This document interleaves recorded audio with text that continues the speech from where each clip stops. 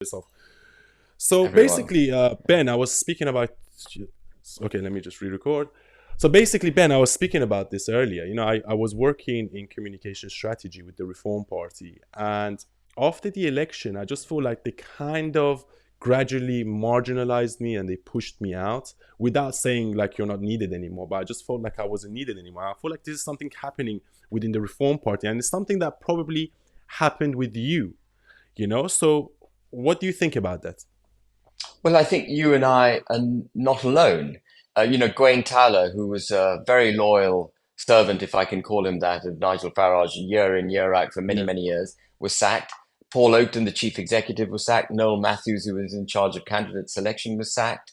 The entire administrative team in Ashby de la Zeus has been sacked.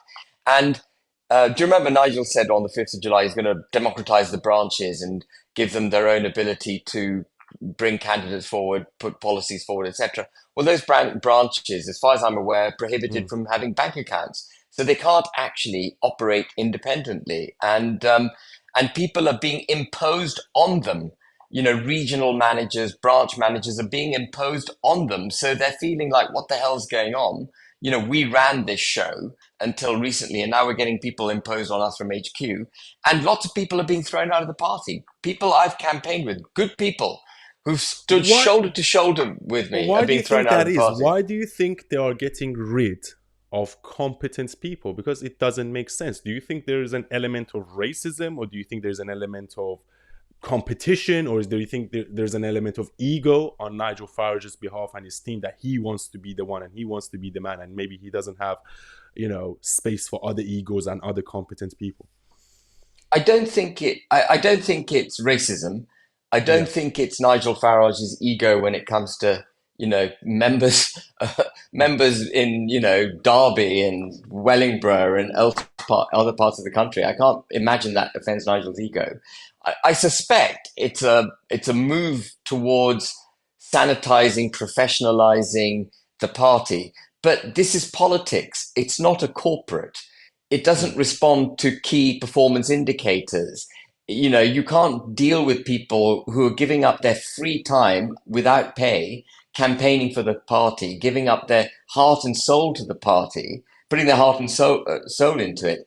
You can't treat them as if they're employees. You have to, it's a collective, it's a movement, as I keep saying. And so Mm. something's not working because I'm inundated with texts and emails from people who aren't happy. Yeah, yeah.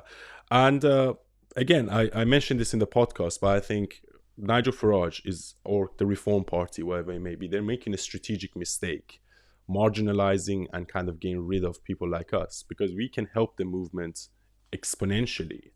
And Yeah. I just feel like, because I saw his chief of staff the other day, I was walking down King's Road and I saw him.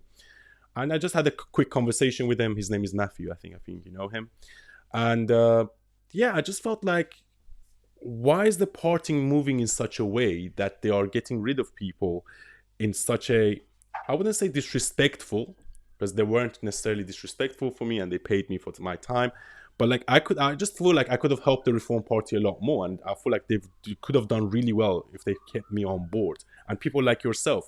So I think they are making a strategic mistake. I don't personally know what the reason is, but in terms of sanitizing, I was supposed to run as an MP for West Ham, yeah, before the part, and I put my papers in because I spoke to Richard Tice as well, and I put my papers in on a Friday, and then they get back to me on Friday saying, "Oh, sorry, there's not enough time for us to, do the background check, so on and so on." And the deadline was on a Monday, and then that seat goes to some women, which I forgot her name. I think it's Georgia or something, and that women before the election dropped out of the seat and accused the Reform Party of racism and sexism. And I was like, so you didn't give me the chance to run as an MP on West Ham, and then the women that you did give it to ended up betraying you. So I feel like Yeah. maybe there is a I don't know, in terms of human resources and the way they recruit people, I feel like they're a little bit misguided.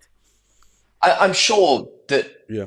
there's great pressure on the party in terms Mm. of its management ability because it's small and it's growing and it's got all the Yeah. pains of growth. And we will make mistakes. The Reform Party will make mistakes, but Yeah. there's something not quite right. But there's something still not quite right. Yeah. maybe they need to just learn and go through the paces. I'll probably have Nigel on this podcast at Yeah, near ask him. future. I will ask him. I will ask him. Anyway, mate, thanks a lot, and hopefully I'll see you Thank on you. GB News soon. Cheers. Thank you. Yeah, see you soon. Bye. Bye.